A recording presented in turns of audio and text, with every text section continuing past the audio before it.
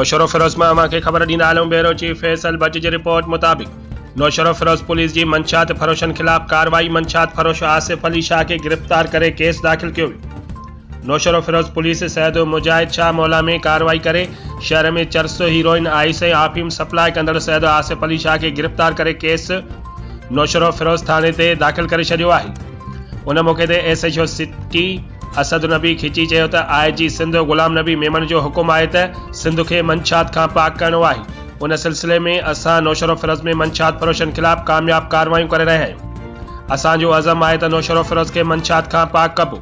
असां पंहिंजो नेटवर्क विछाए छॾियो आहे। जेको बि मंशात विकिरो कंदो उनखे गिरफ़्तार करे केस दाख़िल कयो वेंदो।